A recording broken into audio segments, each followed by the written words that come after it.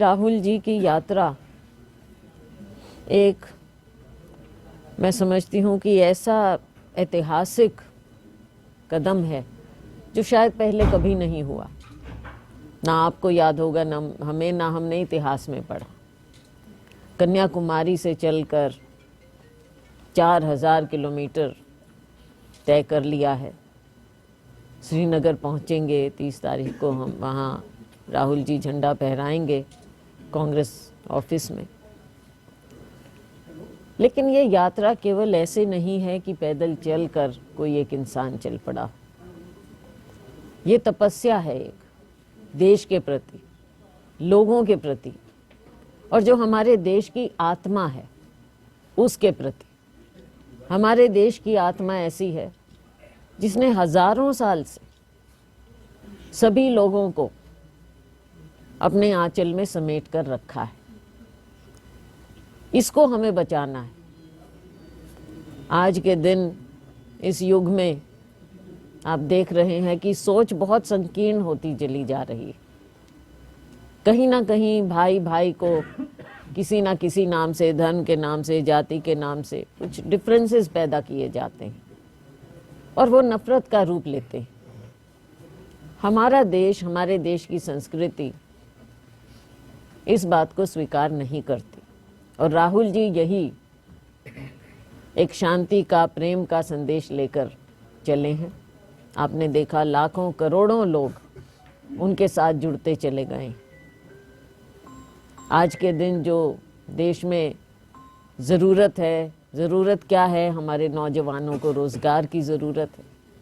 आम नागरिक को, चाहे वो कोई भी हो, चाहे आप हो, चाहे कोई भी मध्यम वर्ग है, गरीब वर्ग है, जो महंगाई है उससे सभी लोग त्रस्त हैं। सरकार की नीतियां ऐसी नज़र नहीं आती कि वो जिनसे लोगों को फ़ायदा पहुंचे। हाँ, स्लोगन वगैरह ज़रूर चलते हैं, लेकिन आप आम नागरिक से अगर पूछें, और हम हरियाणा की भी बात करें, तरह तरह की बातें हैं, मुद्दे हैं, समस्याएं हैं जिनसे लोग त्रस्त हैं। इनसे ध्यान भटकाया जाता है। कभी राम मंदिर का नाम लिया जाता है, कभी कुछ और किया जाता है, लोगों को बांटने की बात होती है। तो राहुल जी इन समस्याओं की ओर भी ध्यान आकर्षित करने के लिए, और मेन मकसद लोगों को एक, इस देश को एक रखने के लिए, क्योंकि इस देश की आत्मा एक है, लेकर चले हैं। उसके बाद जैसे हरियाणा से गए, आपने देखा हमारे तकरीबन जो लोग यहाँ मौजूद हैं, ये और बहुत साथी वहाँ पर पहुँचे।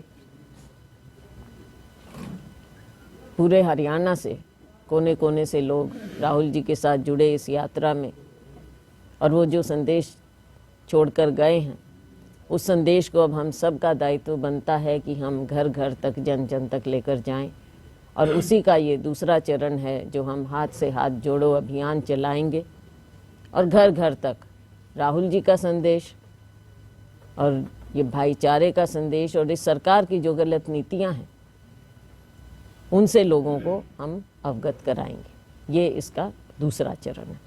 सरकार के जो मुखिया हैं, भले ही सीएम साहब हों या मंत्री हों या जेजेपी के विधायक या कोई नेता हो, तो वो कह रहे हैं कि राहुल गांधी का कोई असर हरियाणा में नहीं पड़ेगा और 2024 में बीजेपी रिपीट करेगी।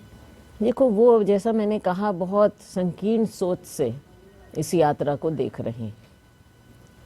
यात्रा का मकसद भी इतना बड़ा है कि शायद उनकी सोच से, समझ से बाहर है, क्योंकि इनका कोई भी नेता ऐसा नहीं है, चाहे शीर्ष नेतृत्व ले लीजिए, मोदी जी को ले लीजिए, या और सीनियर इनके नेता हैं, ज़मीन पर नहीं उतरते हैं, ज़मीन पर उतरे नहीं हैं, आम लोगों की पीड़ा नहीं समझी है।